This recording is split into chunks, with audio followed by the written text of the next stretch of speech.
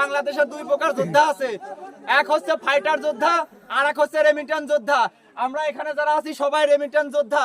আমরা শুধু একটা কথাই বলতে চাই, 1971 সালে যখন আমাদের দেশে যুদ্ধ হয়, যত মুক্তিযোদ্ধা ছিল সবাই যুদ্ধ করছে দেশ এবং পরিবারকে রক্ষা করার জন্য।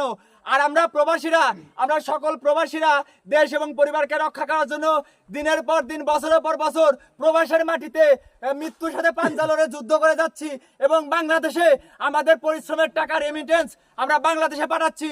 আর আমাদের এই প্রবাসীর কোনো মূল্যায়ন কেউ করে না, আমাদের কোনো দাম নাই, আমরা শহীদের খাতায় উঠতে পারি না।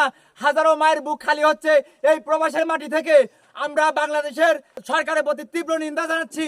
বাংলাদেশের মুক্তিযোদ্ধাদের যদি 30% কোটা থাকে, তাহলে আমাদের প্রবাসীর পক্ষ থেকেও 30% কোটা চাই।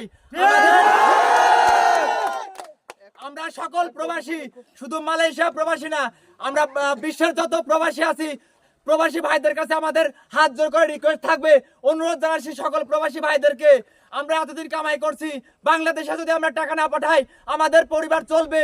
আমরা 6 মাস, 2 মাস, 5 মাস বাংলাদেশে কোনো রেমিটেন্স পাঠাবো না। আমরা দেখি বাংলাদেশ সরকার আমাদের দাবি যদি না মানে, আমাদের স্টুডেন্টদের দাবি যদি না মানে, তাহলে আমরা বাংলাদেশ ব্যাংকে করে টাকা আর পাঠাবো না। আমাদের দাবি সকল প্রবাসী একজোট,